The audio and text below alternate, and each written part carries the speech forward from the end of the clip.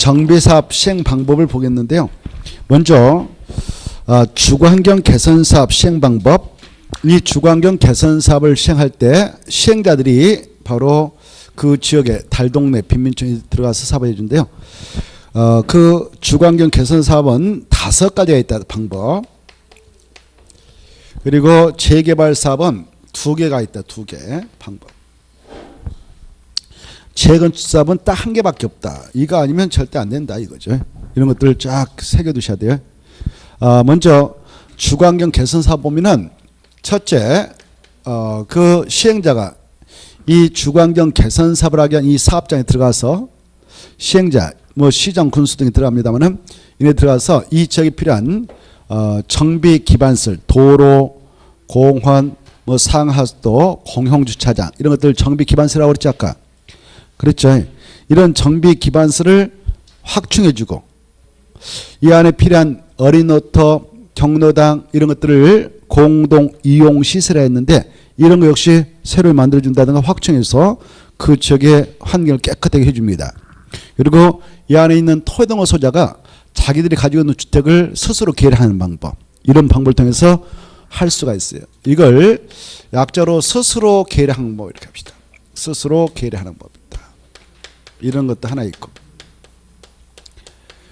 그러나 여러분은 그 내용을 쭉 1번 읽어두셔야 돼요. 처음부터 끝까지.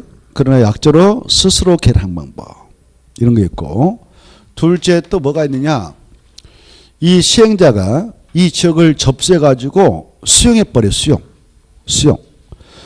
이 장소를 수용해 가지고 시행자가 다 돈 주고 협의 매수하고 안 되면 강제 수용해서 넘겨받아요. 싹 넘겨받아서 싹 밀어버리고 주택을 줘요. 주택을 줘서 이 안에 있는 토지 등 소유자한테 우선 공방법.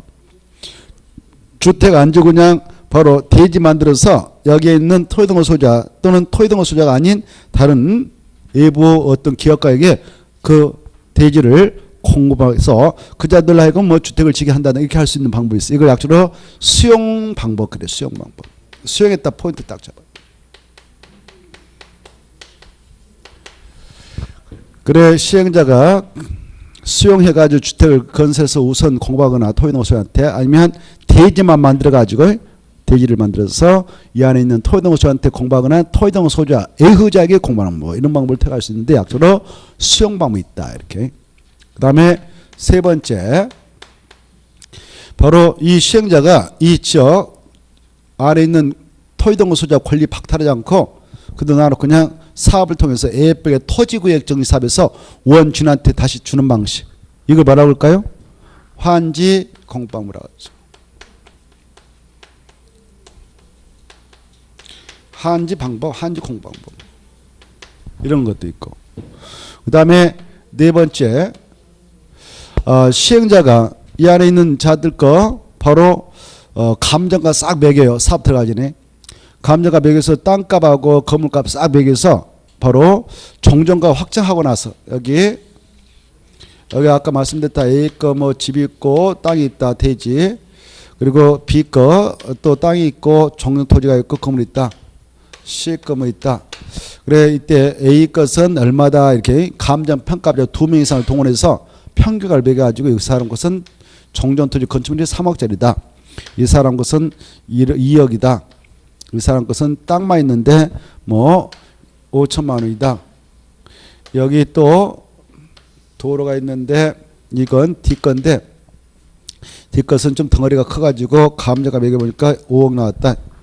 그리고 또 이 거 있는데 콩만한 거 있어가지고 감정가 2천만 원밖에 안 나왔다. 등등등. 그래 이걸 권리 그대로 놔놓고요. 사업을 들어가기 전에 바로 감정평가표 2명 이상 도로에서 이렇게 감정가 매겨요. 매겨가지고 종전을 싹 확정해. 그리고 나서 확정이 된 이후에 바로 이네들한테 시행자가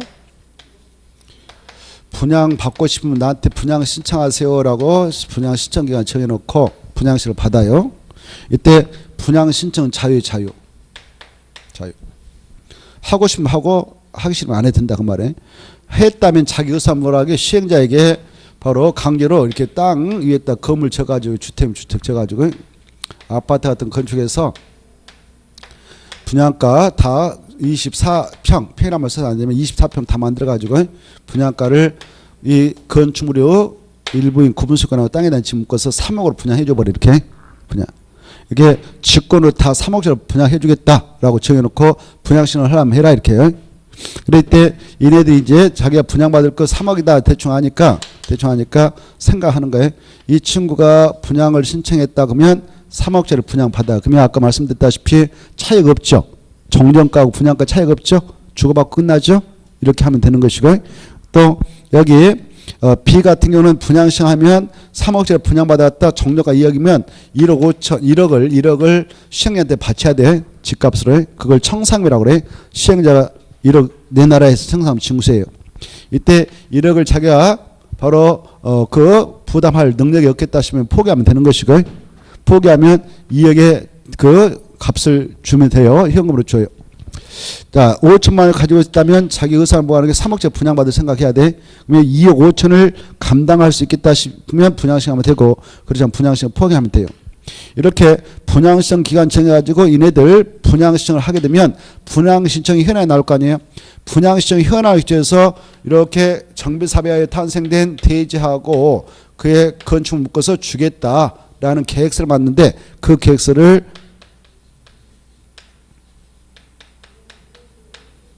관리처분 계획 그래요. 이 관리처분 계획을 이 시행자가 만들어 수립해 가지고 아까 분양시청 내용을 누구한테 분양해 주겠다, 누구한테 이런 것들 다 담았어. 그래 그걸 수립해서 딱 정한데, 이걸 정해서 이제 관할 시장 군수한테 가서 인가받아. 인가 받으면 이 계획은 확정되고, 인가받은 이 계획대로 관리처분 계획대로 정비사업이 다 끝나면 분양 신청자에게 분양 처분을 해서 주는 거예요. 분양 처분. 그 차익이 있다면 아까 차익은 청산금으로서 산정해서 주고받습니다. 그걸 인가받은 관리처분계에 따라 주택, 부대, 복리스를 건설, 공부하는 방법 이렇게 해요. 이때 이 관리처분계획 방법이 적용된 사업장에서는 시행자에게 강제적으로 이렇게 이자들 정정가 얼마가 됐든 불문하고 일괄적으로 3억짜리로 분양해 줄 수 있는 권한이 있어요. 이렇게 그 차익이 발생하면 바로 아까 청산물 산정해서 주고받고 끝내버립니다. 그때 분양받을 능력이 안 되겠다 싶으면 분양시청 포기하면 돼. 안 하면 돼. 그러면 그들은 현금 청산해서 받아갑니다. 손실보상 해줘요. 그렇게 하는 것을 뭐라고 하냐? 관리 처분 계획에 따라 한다 그래. 그래 이 주거환경 개선하면 그렇게도 할 수 있어요. 인가받은 관리처분 계획에 따라 주택, 부대, 봉수를 건설, 공업. 약절 이걸 관리 처분 계획 공급 방법으로 합시다. 그래 정비사업을 일반적으로 이 방법으로 해. 이 방법을 통해서 해요. 정비사업 일반적으로. 알겠죠? 무슨 방법을 한다고요? 관리 처분 계획에 따른 공법을 통해서 합니다. 그래서 이 방법 때문에 이 방법을 관리처분 인가받은 관리처분에 따라 주택 등을 건설 공부하는 방법이 이 방법을 통해서 사업할 때는 이러이러한 절차를 거쳐서 하도록 하자라고 그 절차를 규정하고자 정비법이 만들어져 있는 거예요. 정비법이 존재하는 이유는 이 방법을 적용할 때 절차를 규정하고자 이 법이 존재합니다. 그래서 관리처분계획이라고 하는 것은 정비법에서 나온다 이렇게 하셔. 정비법. 그리고 관리처분계획이 나오면 엄청 중요한 파트다 이렇게 생각해야 돼요. 정비법이 존재한 이유가 여기 있거든. 이것 때문에 있어요. 알겠나요? 그리고 이제 지금 우리가 시행자 절차 쭉 보겠습니다만 그 절차는 무슨 방법을 적용하게 될 때를 가정해서 절차가 있다고요? 관리처분계획. 알겠죠? 엄청 중요하네요. 이 관리처분계획 방법을 적용하게 되면 반드시 무엇을 만들어주냐? 시행자가 주택 같은 이런 또 상가 같은 건축물을 만들고 땅을 만들어서 함께 주는 거예요. 건축물과 대지를 함께 만들어 주는 거예요. 이렇게 분양 신청자에게. 알겠죠? 분양 신청자에게 정비사업에 하여 조성된 땅인 대지하고 건축 만들어서 주택이 됐든 상가 됐든 그리고 공장했던 건물하고 땅을 만들어서 주는 것을 뭐라 한다고요? 관리 처분 계획에 따른 공법을 한다. 그때 만들어줄 때 시행자에게는 바로 이 정비법에서 이런 힘을 주고 있어요. 공용 환권. 여러분이 재개발 사업장에 이렇게 C같이 땅만 가지고 있었는데 5천만 원짜리 가지고 있었는데 분양시했더니 건물하고 땅에 관리를 묶어서 준다. 그리고 건물하고 땅을 가지고 있었는데 분양시했더니 역시 정저가 무시하고 땅 만들어 줘버린다. 그런 힘을 공용 환권 권한이라고 그래. 반드시 정전 토지에 있는 권리가 됐든 정전 토지와 건축물에 있는 권리가 됐든 그걸 정비사업에 의하여 조성된 대지 땅하고 건물을 만들어서 주는 걸 공용환권이라고. 그 차익이 발생하면은 청산을 주고받고 끝내버리는 것을 공용환권 권한이라고 그래. 그런 권한이 부여된 가운데 이루어지는 방법을 관리처분 계획에 따른 공급 방법이라 한다. 이렇게 하는 거예요. 그래 정비법은 이 방법 때문에 지금 존재하는 거예요. 이 방법은 아주 중요해요.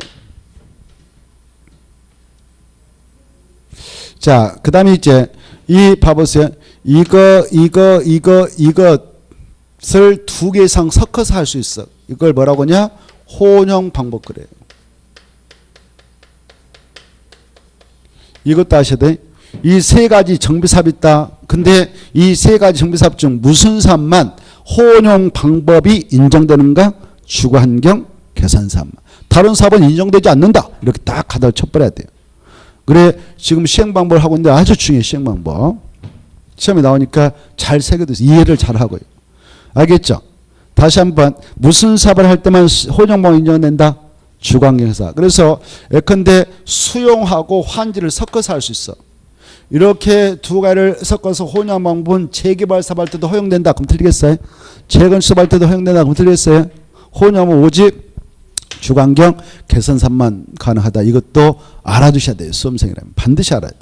중요하고 할 것은 없어요. 근데 알아놓고 보면 아무것도 안 해서 그렇지. 뭐 할 게 뭐가 있어. 5가지 했다 먼저 하고. 5번에 스스로 계량법, 수용방법, 환지방법, 관리청방법, 혼용법 끝. 이렇게 할 거 없잖아요. 간단해. 안 하니까 그렇지. 자, 그리고 또 시험에 나올 것을 해야 하는데 안 나올 것을 판단 말이에요. 그게 안타까워. 아까도 말씀드렸는데 숨어서 막 혼자 왜 애를 쓴가 모르겠어. 혼자 막 숨어서 파고 있어. 보지 말라면 더 봐요. 수업 시간에 딱 체크해드리면 수업 시간에 딱 체크해가지고 이것만 계속 10번이요 20번 읽어두시는 게 가장 좋은 방법. 자, 그 다음에 이제 재개발사업입니다. 재개발사업은 두 가지 있다고 그랬죠. 두 가지 무엇이냐 이거죠. 두 가지.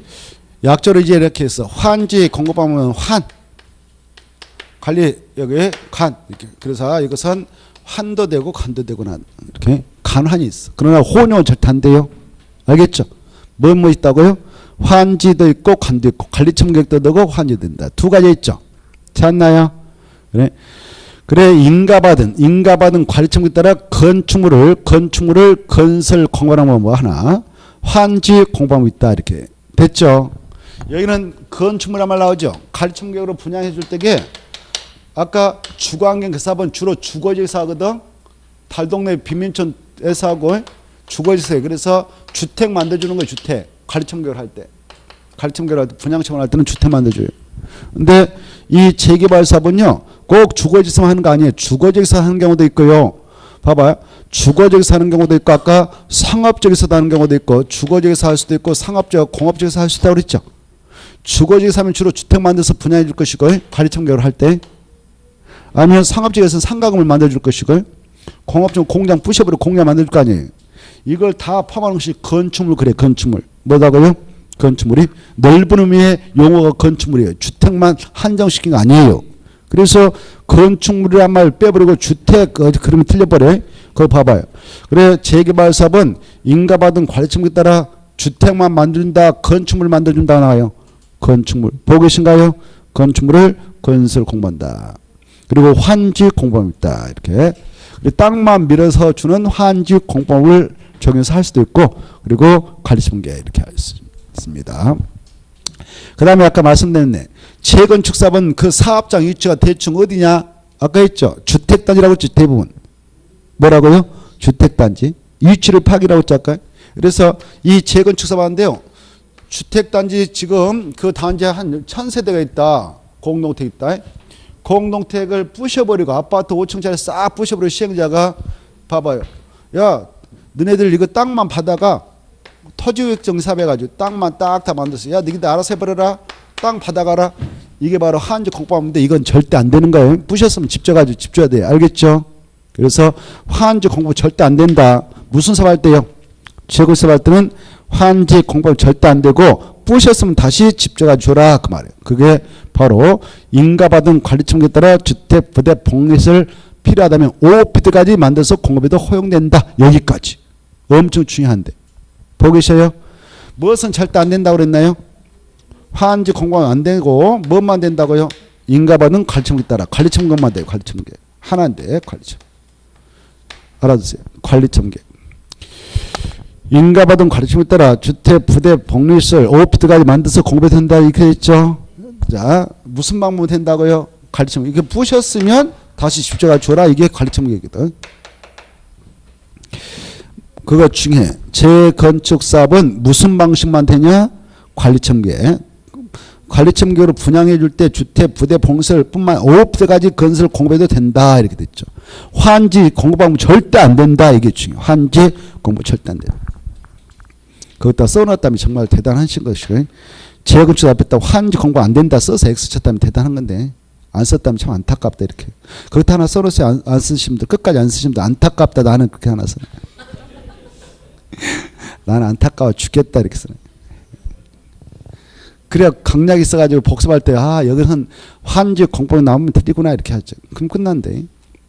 관리청계는 된다. 그거 아시고. 그 다음에 이건 기본이요. 강조한데 이 사업들 반드시 어디서만 하냐? 정비구역에서만 한다. 이게 중에 정비구역 밖에서도 한다. 그럼 틀려버리겠어요. 알겠죠? 정비구역 밖에서는 된다 안 된다? 안 돼. 다 어디서 한다고요? 정비구역 안에서만 한다. 이것도 각인시켜놔야 돼요. 중요해 시험금으로서. 됐나요? 자, 그 다음에 이제 이 재건축 사업은요. 5피트까지 만들어줘도 돼.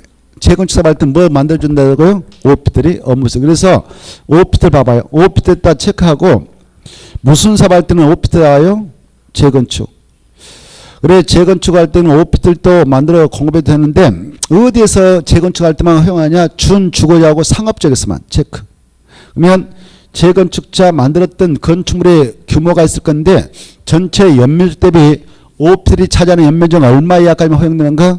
30% 이하만. 여기까지. 체크.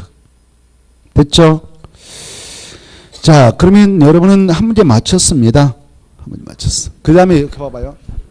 아까 이 도시 및 주거환경 정비법상 정비사업 시행 절차는 주로 이 여러 가지 시행 방법 중 무슨 방식이 적용될 때를 가정해서 이 절차를 쭉 규정하고 있다고요? 관리청계획이.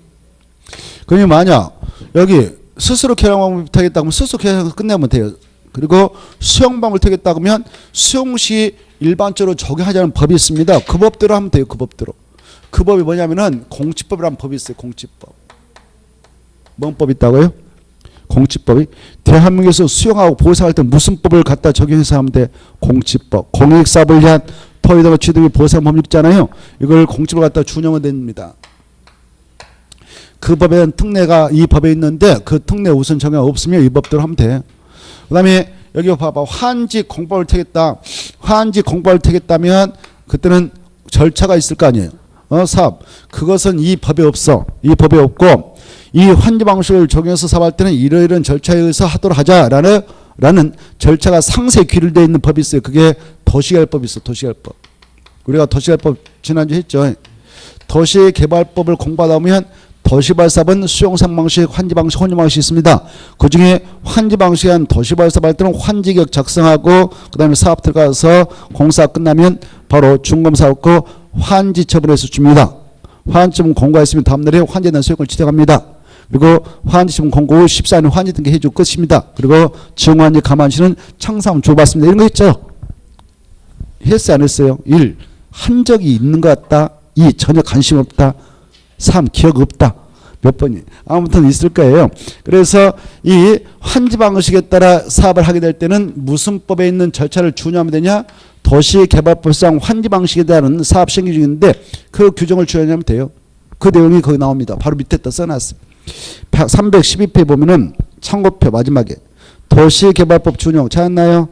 정비사업과 관련된 환지에 관해서는 도시개발법에 있는 환지 방식에 대한 사업 시행 규정을 준용하면 된다. 그렇게 보면 돼요.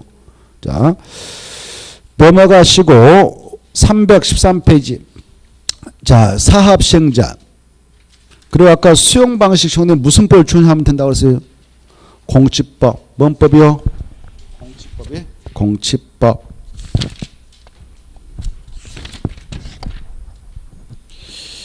자, 그래서 참고로 378페이지 한번 봐봐요. 그냥 듣고만 있으면 막연하니까 이제 금방 말씀드린 것을 한번 확인해 볼까? 378페이지. 378페이지 보면 토지등록 수용사용 보인가요? 378페이지 손 잡고 가서 보이죠? 그래 정비사업할 때 토지등록 수용사용을 하게 된다. 가로 1번 사업시행자는 정비관에서 정비사업을 하게 될 때에 무슨 법을 갖다 적용해서 한다 나와요? 공치법. 공치법에 따라 토지 등을 쭉 강제 취득하거나 사용해서 하면 된다 이렇게 돼 있죠. 공치법을 준용한다. 2번 공치법 준용 말 나있죠? 나눠놓고 넘어오세요. 자, 다시 원점 넘어오셔가지고 그런 게 있구나 이렇게. 공치법대로 하면 돼. 공치법. 그 다음 넘어오셔서 313페 봅니다. 313페 보면 사업시행자 나오는데요. 이 사업시행자는 중요표라. 313페이지 사업시행자 중요표. 자, 그래 먼저 1번 주거환경 개선 사업시행자 나와 있죠. 거기 보면 1. 동의, 2. 동의 넘어가 봐요. 3. 세입자 세대수 동의 생략. 가로 4. 천지변 시 토지 등 소유자 및 세입자의 동의 통채 생략 가능하나 통보는 위함 이렇게 돼 있죠. 거기까지 묶어버려요. 거기까지가 주거환경 개선사업 시행자 내용이거든. 거기까지 한 문구입니다. 한 문구. 거기까지가 주거환경 개선사업 시행자 한 문구입니다.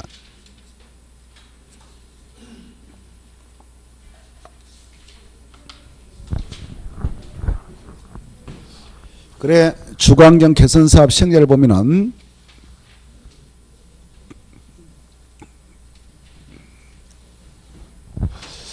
자, 이 사업의 시행자, 그 다음에 이 재건축, 재개발 사업 시행자.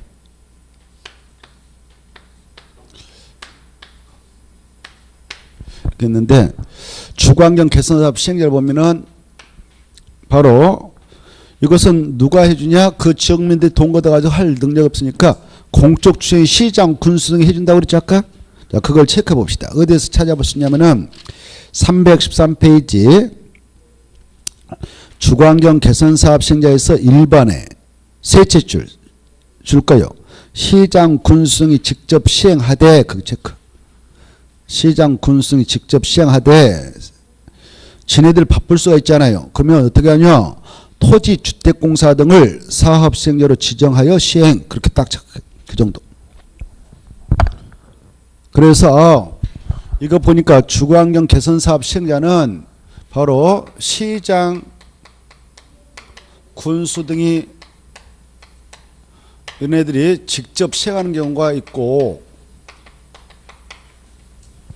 얘네들 바쁘다 그러면 이자들이 야 네가 좀 해줘라.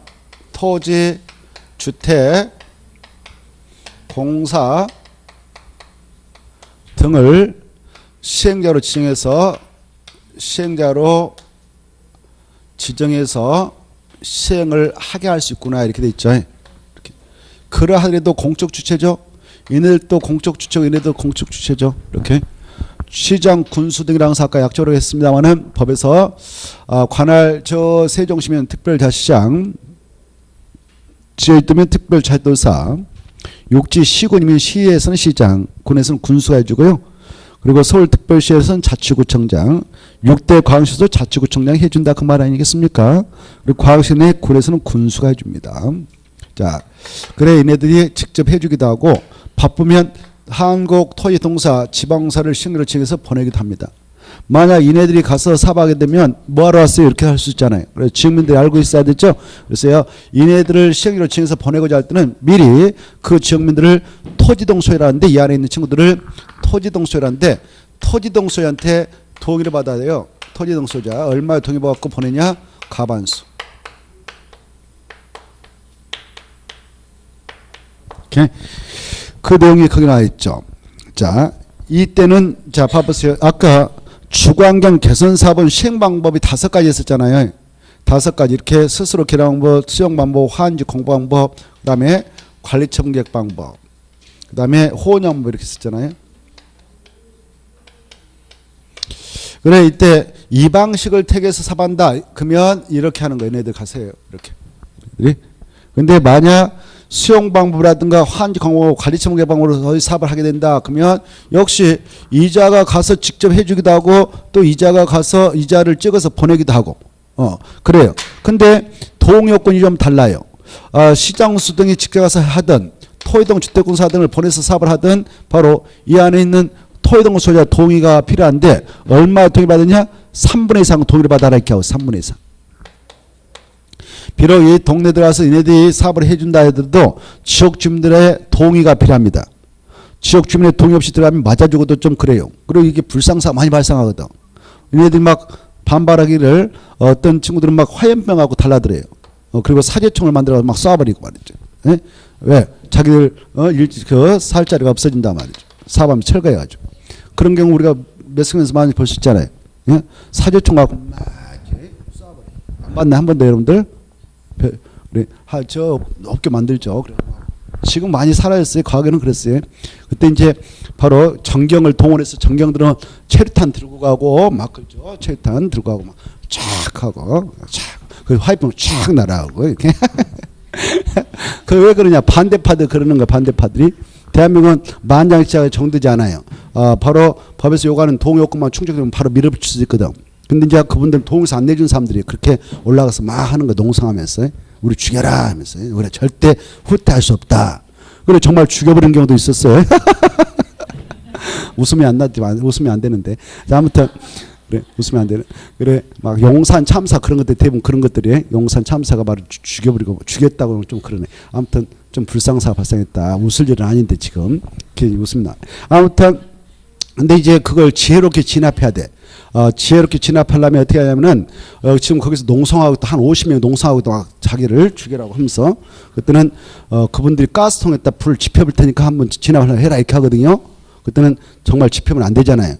그거 지혜롭게 진압을 해야 되는데 그래서 불이 붙지 못하도록 거기다 그 소방관들 동원해가지고 호스로 물을 채워버려야 돼. 거기다 그 농사하고 장에다. 그러면 물을 채워버리면 이렇게 교차 같은데 물을 채워버리면 그 사람들이 여기까지 차버리잖아요.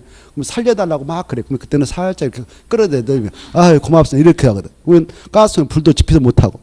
과거 오산에서 진압할 때는 그래서 오산에서 진압할 때는 50명이 농사하고 계셨는데 그때 김대중 정권이가 노무현 정권이 그때 그렇게 했어요.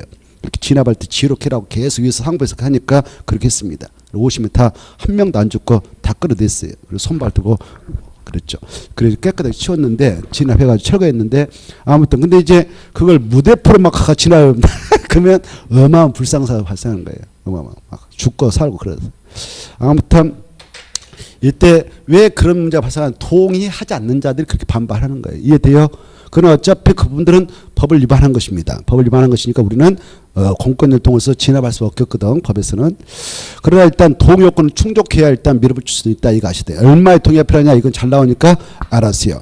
이 수용 방법, 한지 방법, 관리 청객 방법을 통해서 사업할 때는 그 안에 있는 토지 소유자, 건축물, 지상공자 인들 토지 농수라고 볼 수 있는데 그들 3분의 이상의 동의가 필요하고 세입자 세대수의 과반수 동의가 있어야 들어갈 수가 있는 거다. 이렇게. 그 수치는 여러분이 잘 읽어두세요. 두 번째 동의가 그거예요. 두 번째 동의를 보면 사업 시행자가 그 수용 동남아시 봐. 수용 찾아. 수용 방식을 적용했다 하나. 밑에 환지 세 번째 환지로 했다. 환지 공부 방법.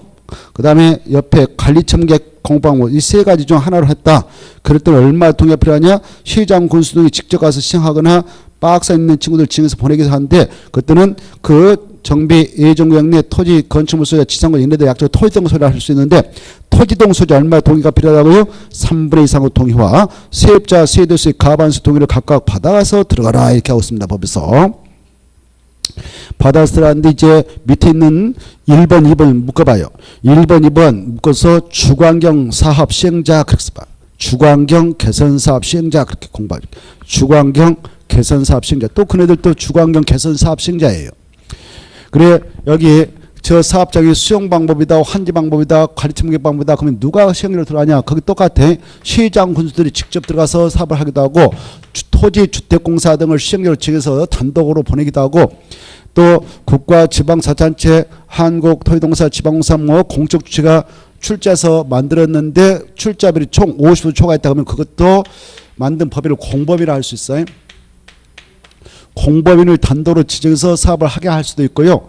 때로는 이런 공적 주체하고 민간 뭐 건설업자하고 등록사업자 묶어서야 혼자 가서 하면 벅차니까 단독으로 이렇게 가서 하면 힘드니까 너네들 공동으로 가서 해도 된다라고 찍어줄 수가 있어요. 이렇게.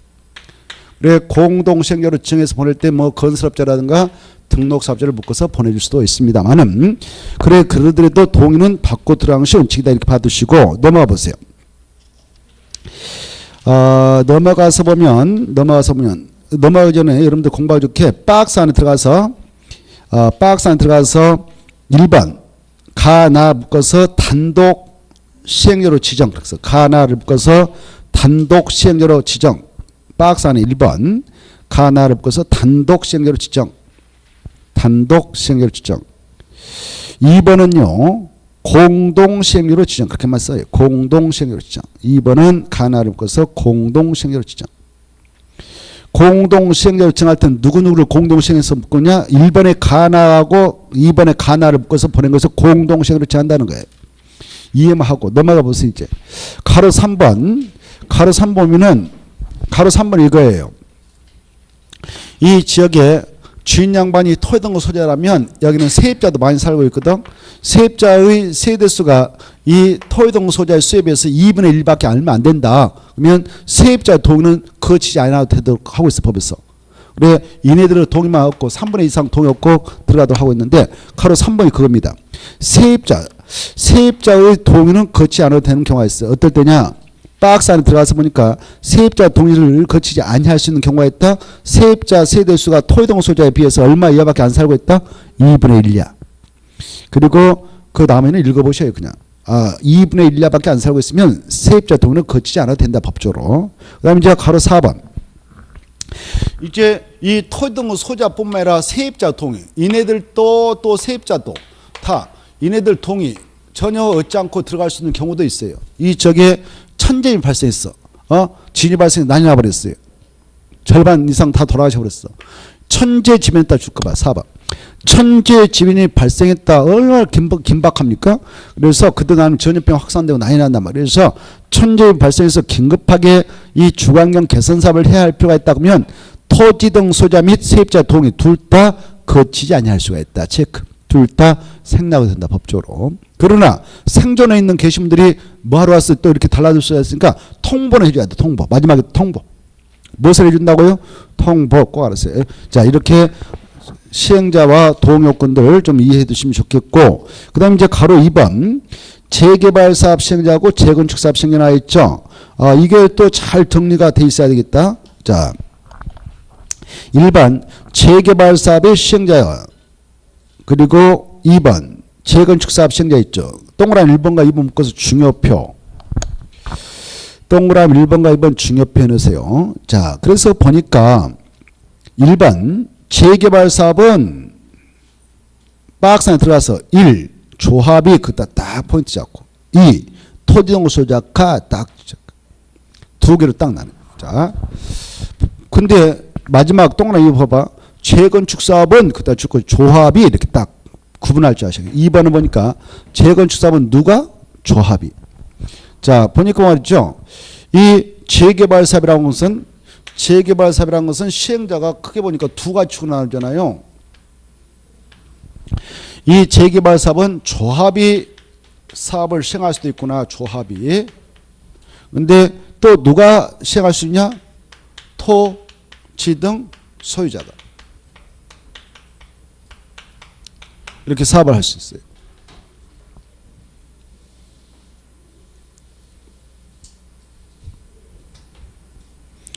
그래 조합이 시행할 수도 있고 토지등록 소유자가 할 수도 있구나. 근데 재건축 사업은 딱 조합이 해야 돼요. 조합이 하구나. 이렇게. 토지등록 소유자 나오지 않죠. 자, 그래서 조합이 시행한다. 이렇게 차이점을 딱 한눈으로 파악해두세요. 자, 이 내용에서 보세요. 이 재개발하고 재건축을 할 때는 조합을 만들어야겠구나. 그래야 시행자가 나와서 사업을 할 수 있으니까. 그래서 조합을 설립해야 할 의무가 있겠구나 이렇게 생각하셔요. 근데 무슨 사업을 할 때는 조합을 만들 일이 없을까? 무슨 사업 할 때는 절대 조합을 만들 일이 없을까? 주거환경 개선 사업이다. 이렇게 딱 알았어요. 주거환경 개선 사업은 조합이 시행자로 통과하는 거 없었잖아요. 그렇죠? 그래서 이것은 조합을 만들 일이 있다 없다? 없다. 왜? 이 조합은 봐보세요. 재개발 사업, 재건축 사업 하겠다 할 때 조합은 누가 한다냐면은 이 정비구역으로 정되어 있는 곳에 있는 토지동호 소자 만들거든. 토지동호 소자 만드는데 주거환경 개선 사업은 왜 조합을 만들지 않느냐? 여기서 힌트를 얻어야 돼.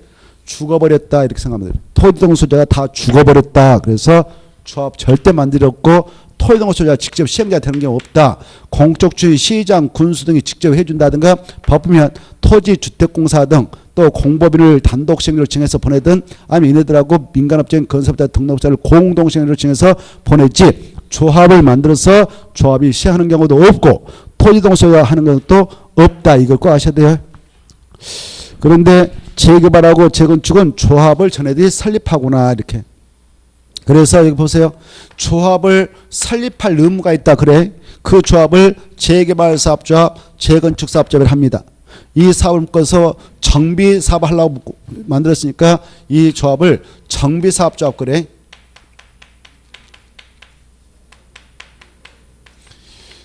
자, 이것도 잘 알아두세요. 봐봐요.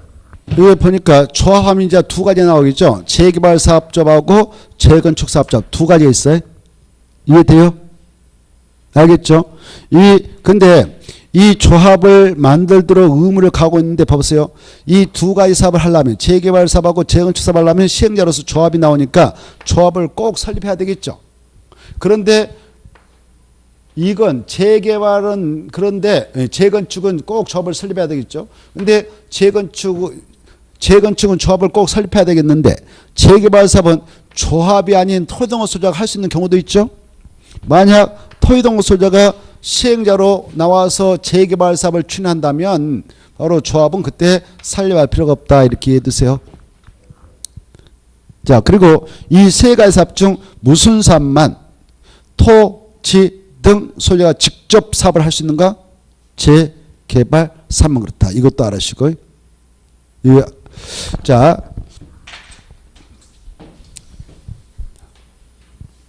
그러면 아까 재개발 사업은 주로 어디서 한다고 그랬나요? 그 사업장이 주거지역에서도 하지만 주로 상업적, 공업지에서 한다고 그랬지 아까. 생각나요? 상업적은 상가주인 돈 많잖아요. 공업적 공장주 돈 많잖아요. 그래서 조합 만들고 토지동호 소유자가 직접 할 수 있도록 허용하고 있다. 이렇게 속뜻을 이해하면 좋겠어요. 자, 이거 중요하니까 꼭 알아주시고. 그 다음에 이제 이때 조합이 됐든 토지동호 소유자가 됐든 조합이 됐든 지네들이 사업할 수 있는 능력이 있다. 그러면 단독으로 사업을 시행하면 돼요. 단독으로 사업을 하게 될 때 그 시행자는 사업 비용을 혼자 다 준비해야 돼요. 그리고 이익이 나면 이익도 혼자 다 갖습니다. 근데 도저히 혼자 그 사업 비용을 감당이 힘들다. 그러면 법에서 야 그러면 공동 시행해도 된다 이렇게 하고 있어요. 그러면 공동 시행하게 되면 공동 시행자가 사업 비용을 나눠서 준비하겠죠. 그리고 사업에 의하여 이루어진 획득하게 된 이익이 있다면 이익도 공동 분배하면 될 겁니다. 그래서 공동 시행도 가능한데요. 이때 봐보세요. 조합이 다른 자하고 공동 시행할 때는 누구 의사가 중요하냐? 조합의 구성원인 조합원 의사가 중요해요. 조합원이 야 그래 우리가 돈 걷어서 하려면 힘드니까 다른 자하고 같이 비용 같이 분담하고 이익도 같이 나누자라고 조합의 구성인 조합원이 동의서 줘야 돼. 동의를 해줘야 돼. 조합원의 동의가 있어야 공동시행이 가능한데 조합원 동의와 관련해서 얼마의 동의가 있어야 공동시행 하느냐? 가반수. 가반수 동의.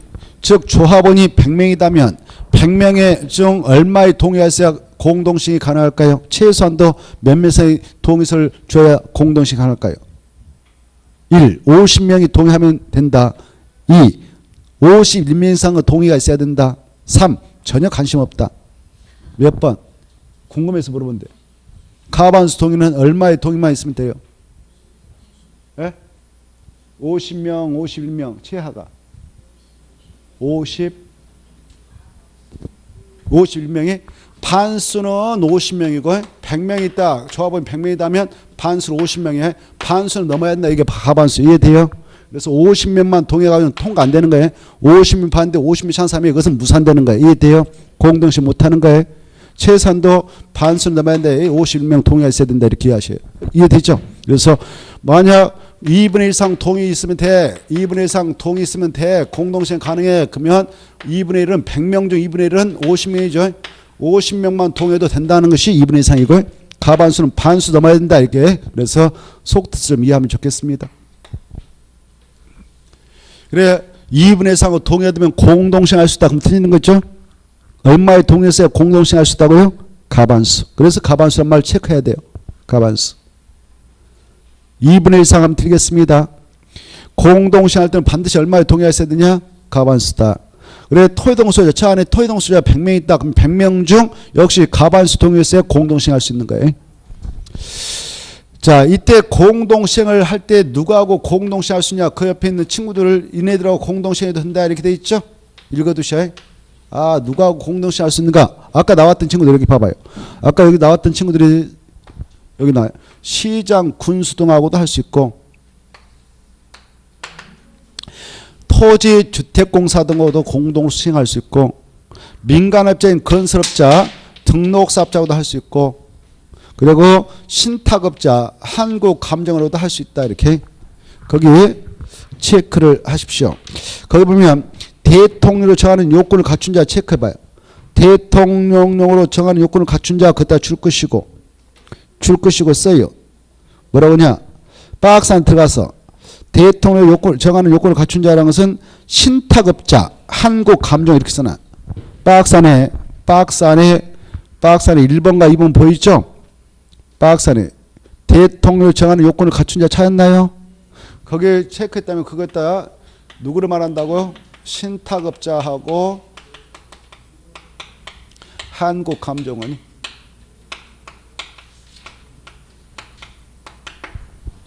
그래 이 조합은 재개발 사업자업이라든가 또 토지동수자가 사업할 때 누가 공동시행 할 수 있냐 이거 쭉 읽어두세요. 그 다음에 이제 재건축 사업자업도 역시 단독 시행할 수 있고 조합원의 가반수 동의해서 공동시행 할 수 있는데 누가 하고 공동시행 할 수 있냐? 자 여기까지. 이것은 시장 군수 등 토지동사 등 건설업자 등록사업자 여기까지. 그래 공동시행 할 수 있는데 특히 민간업자인 건설업자 등록사업자하고도 공동시행 할 수 있다. 이 정도를 체크하시면 훌륭합니다. 2번 재건축 사업은 조합이 직접 단도로 시행하거나 조합원은 가반수 동의받아가지고 시장 군수들이라든가 토지 등록사라든가 건설업자 등록사업자 등록사업자 민간업자예요. 민간업자 얘네들하고 공동시행할 수 있다. 이 정도를 봐두시면 훌륭합니다.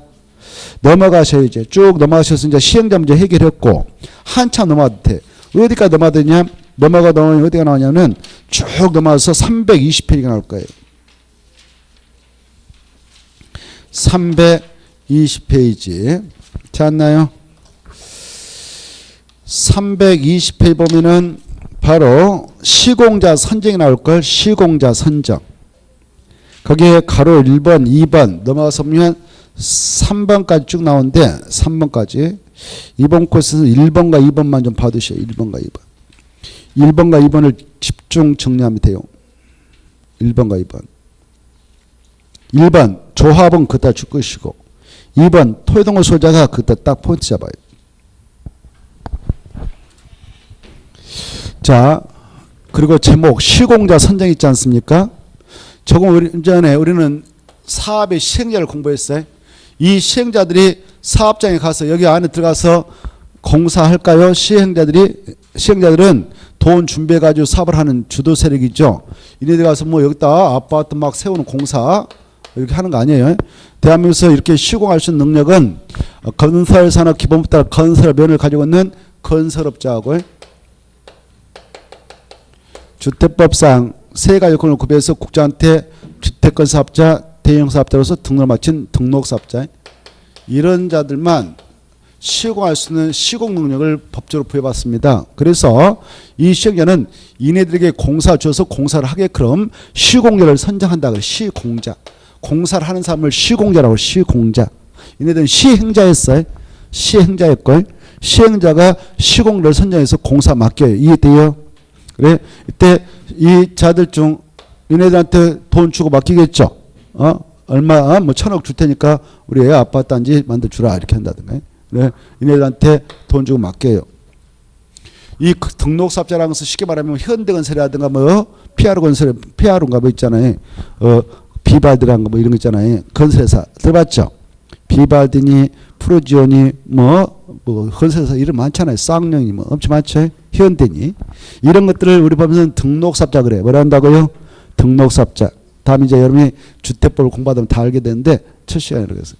아무튼 등록사업자는 그런 애들이야. 민간업자 알겠죠? 그래 이네들한테 돈 주고 맡기는 거예요. 그 시공료를 선정하게 되는데 선정 시기가 있어. 시기. 야 너네들 이네들한테 공사 맡기는 시점이 있다. 언제 이네들한테 바로 공사 맡겨 이 업자들을 선정하냐 시공자 선정하냐 시기하고 방법이 있어. 선정 방법. 선정 방법. 그걸 잘 알아주셔야 돼. 여기 봐봐. 이네들 나눠버리고 이네들 나눠놓고 조합이 이렇게 시행되어 있다. 재개발사업자비 재건축사업자비 시행되어 있다면 너네들은 조합설 민가를 받은 후에 선정해라 이렇게 설립인가. 설립인가 받은 후 선정해라 이렇게 했어요. 거기 체크해. 조합은 언제 선정한다고요? 설립민가를 받은 후. 설립인가 받은 후. 그런데 이 시행자가 토이동호 소재다. 토이동호 소재가 이 재개발 사업할 때는 바로 조합 만들 리 없으니까 언제 선정하냐. 얘네들은 사업시행계획서 작성해가지고 시장 군수한테 인가받아 사업에 들어갈 수 있는데 야 너네들은 바로 시공자 선정할 때 사업시행 계획 인가를 받은 후에 선정해라 이렇게. 인가를 받은 후에. 차이점 아시에요?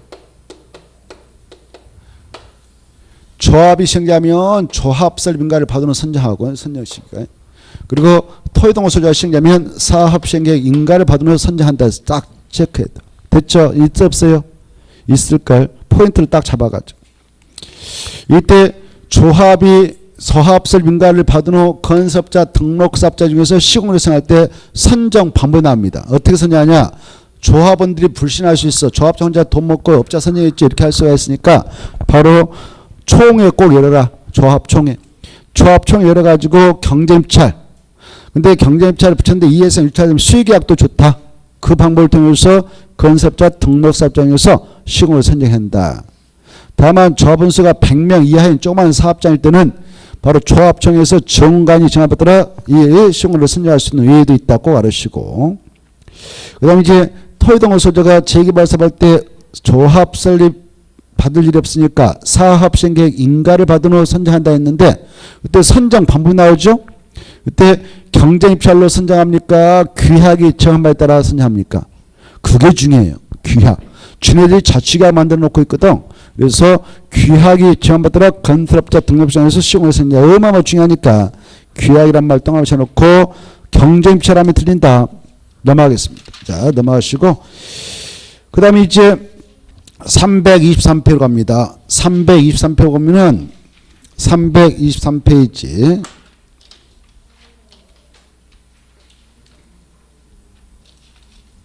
그리고 322쪽에 그 6번 있잖아요. 322페이지 6번 찾았나요?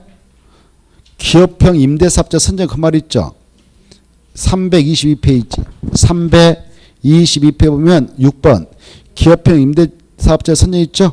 기업형 그 말 지워버려. 그냥 안 보이게. 기업형이란 말이 엊그저께 개정돼서 없어졌어. 용어란 말이. 이 법 공부할 때 기업형 그 말 하면 싹 삭제하세요. 엊그저께 개정됐을까요?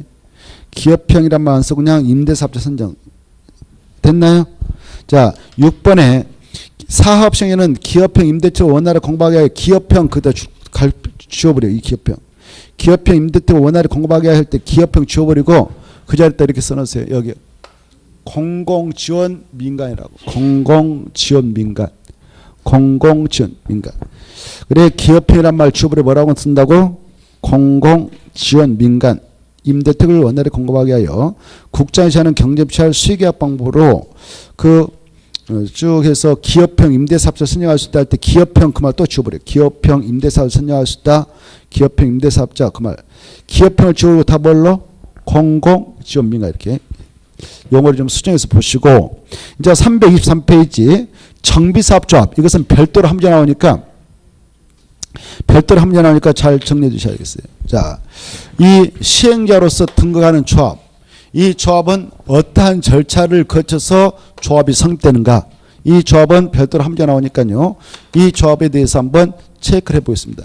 시행자인 조합을 만들어내기까지 절차, 언제부터 이 조합을 만들어 들어갈 수 있느냐? 이렇게 이 정비를 딱 정우시하면 이 재건축하겠다, 재개발 사업하겠다라고 정비를 정우시면 이 안에 있는 토지동호 소유자가 조합 설립을 하기 위한 추진을 먼저 구성하고, 구성해서 시장 군수한테 합법적인 조로서 승인을 받습니다. 승인 받고 관할 시장 군수한테 조합 설립 인가 신청해서 인가 받고, 인가 떨어지면 바로 30일 내에 등기를 해요. 조합 설립 등기하고, 등기하면 조합은 법인격에 비롯해서 성립됩니다. 그 내용을 체크해 보겠습니다. 자, 정비사업조합은 별도로 중요하니까 별도로 정리해 보겠어요.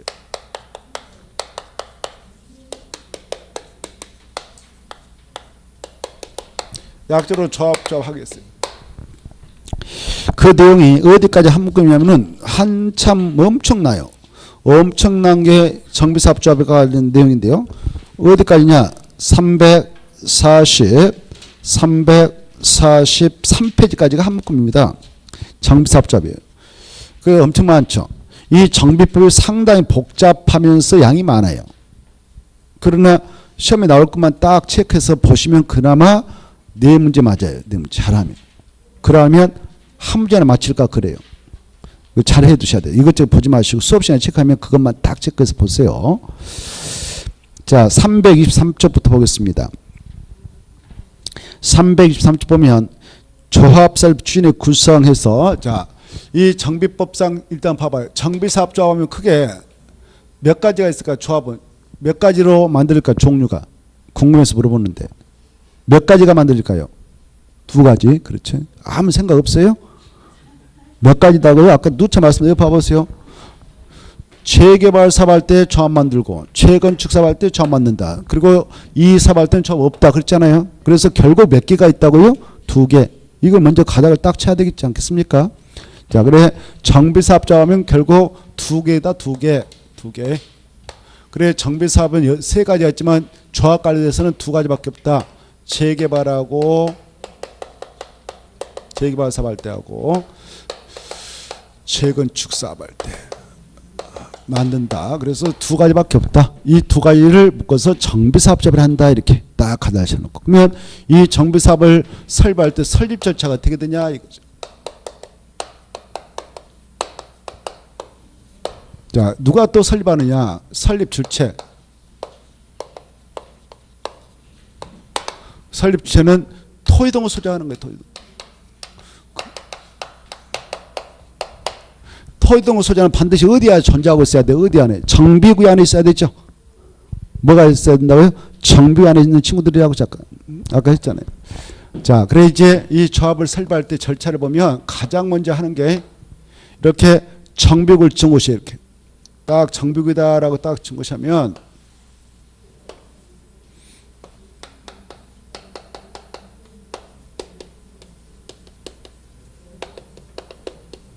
이것도 재건축하기 위해서 정비구이 딱 증오시했어요. 정비구이 증오시 되면 그 안에 토지동거 소유자가 확정되죠. 이렇게. 그래 이네들이 조합을 설립하기 위해서 정비구 안에 있는 이 토지동거 소유자가 조합을 설립하기 위해서 조합을 설립하기 위한 준비행차 조합 설립 추진을 구성하게 돼요. 추진위원회.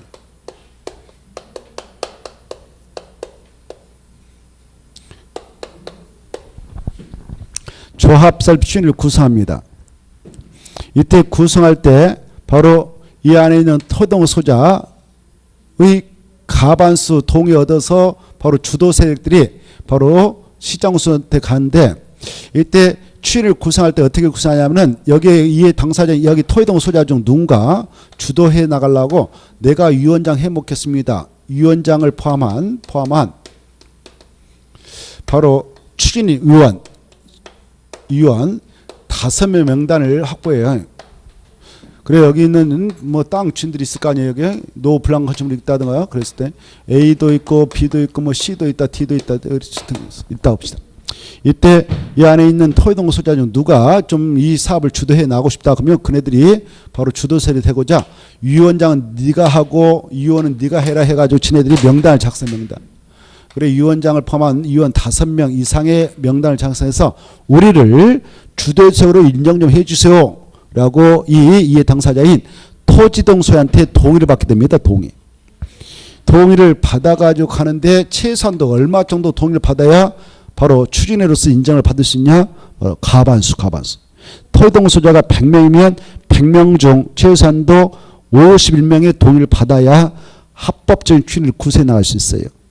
그리고 이 위원장이라든가 위원들 주민들한테 이제 대표로서 인정을 받아가는 거예요.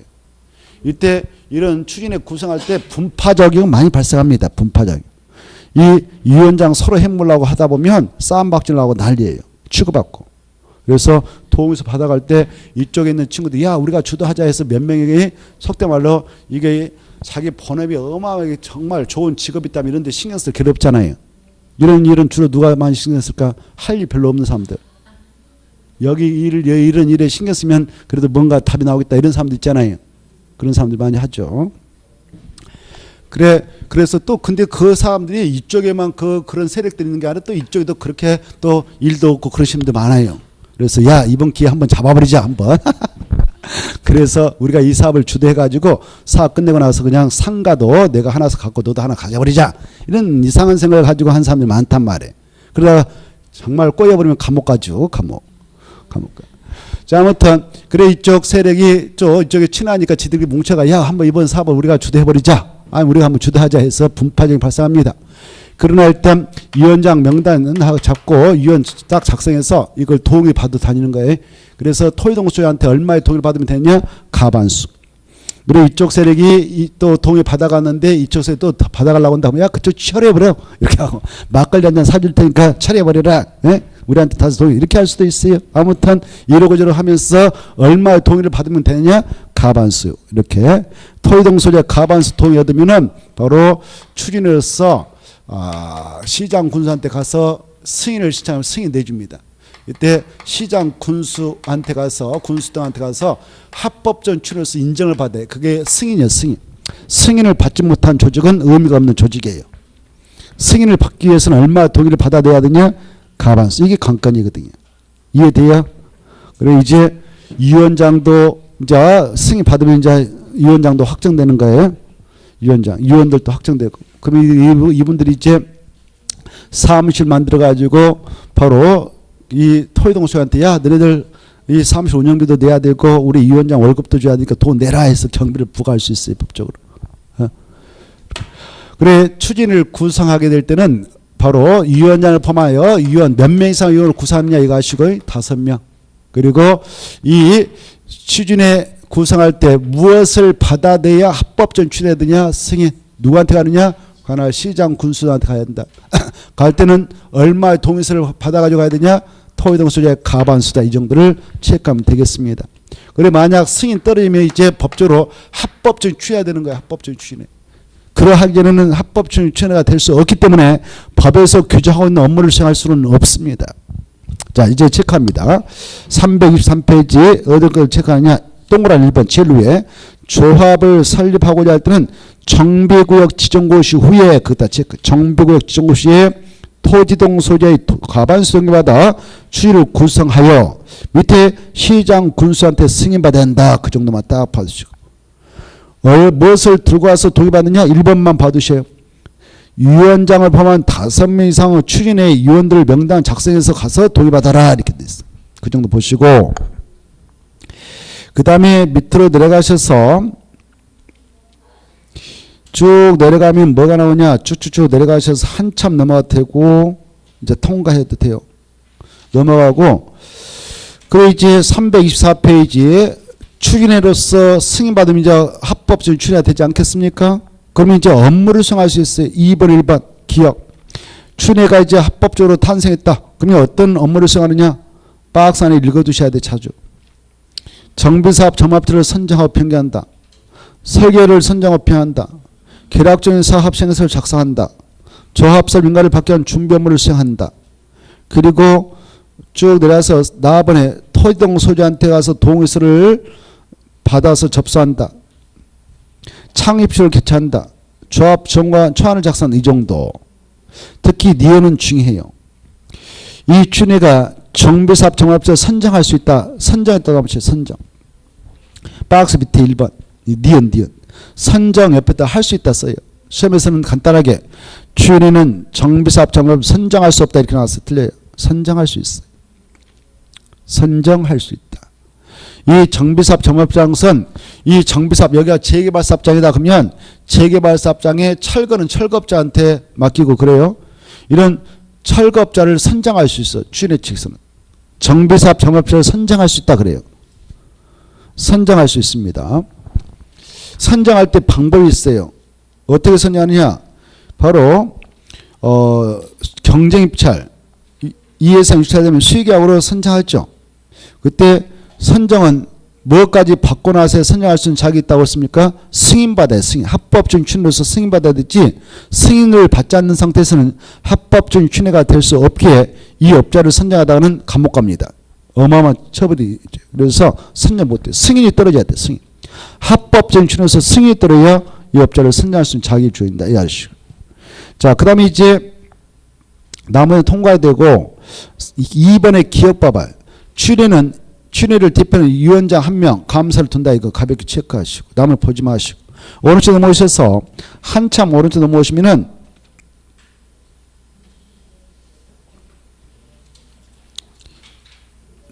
통과해도 되고 넘어가 봐요. 넘어가서 보면 326페이지 있을 거예요. 326페이지 바로 시옷 봐봐. 시옷. 이 춘회는 운영할 때 경비가 들어간단 말이에요. 그래서 토지동 소유자는 추진에 운영에 필요한 경비를 납부해야 한다. 체크. 돈 내야 된다. 그 말이에요. 여기에 토지동 소유자는 경비 내야 할 의무가 있어요.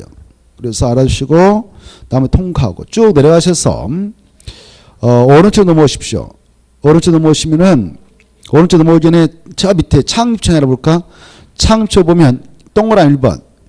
추진에는 바로 조합 설립 인가를 신청하기 전에 창립청을 개최해야 된다. 이 정도만 딱 체크. 그리고 창립청 누가 개최하는가? 춘회 측에서. 오른쪽 넘어오셔서 3번. 그러면 창립청 오늘 개최했다 합시다. 창립청이 개최했다면 하는 일이 뭐냐? 창립청에서는 조합 정관을 확정합니다. 오른쪽 박스. 동그라미 3번. 창립청에서 하는 일은 조합 정관을 확정하고 조합장 이사 감사를 임원을 선임하고 대의원을 선임한다. 이 정도만 딱 봐두셔요. 자, 그리고 가로 4번을 건너뛰어서 동그라미 1번과 2번 읽어두셔요. 이 춘회가 여러 가지 업무를 수행하는데 업무에 의해서 탄생된 권리무가 있지 않겠습니까? 춘회의 업무와 관련된 권리무는 조합이 성립되면 조합에서 포괄 승계해서 책임지고 가야 됩니다. 체크하고. 4번 1번. 포괄 승계합니까? 한정 승계합니까? 포괄 승계합니다. 동그라미 2번. 추진에는 사용 경비 같은 장부를 서류를 조합 설립과 받으면 며칠 내에 다 저한테 넘겨주는가? 30 알아주세요. 자, 여기 봐보세요. 춘회가 이렇게 이제 승인까지 받아가지고 만들어져서 춘회. 그러면 춘회 측에서는 여러 가지 업무를 수행합니다만은 그 중에 춘회 측에서 설립인가를 신청해요. 관할 시장, 군수 등에게 인가 신청서 내서 인가 받습니다. 인가 받고 자 설립인가 신청할 때 이따 우리가 공부합니다만은 법에서 요구하는 이자들 동의서를 들고 가면 돼요. 그때 이 동의 요건이 아주 중요한데 얼마의 동의서 받아 가지고 가면 되는가 이따 보겠어요. 인가 신청하면 설립인가 동의 요건 확보했을 때 내줍니다. 시장군수 등이. 인가 떨어졌다고 해서 저거 만들지 아니라 인가 있고 나서 늦어도 30일 내에 주된 사무소 소재가서 대표자가 이거 해요. 설립등기. 이렇게 설립등기 하면 법인격이 그 사람 결사체에 부여돼서 법적으로 사람과 똑같이 인격 권리주체로서 인정받습니다. 그래 등기를 하면 조합은 성립되는 거예요. 성립된 조합은 법인으로서 탄생됩니다. 이렇게 성립. 이렇게 성립된 조합이 있다면 아까 춘해체에서 업무와 관련해서 획득했던 권리문은 이 조합이 다 포괄 승계하고 포괄 승계해 나가도록 하기 위해서 설립인가 떨어지면 늦어도 30일에 다 장부를 넘겨줘라 그 말에 여기까지 하고 잠시 쉬었다가 이 내용을 또 살펴보도록 하겠습니다. 이 327페이지 가로 2번부터 다시 보겠습니다. 쉬었다 하죠.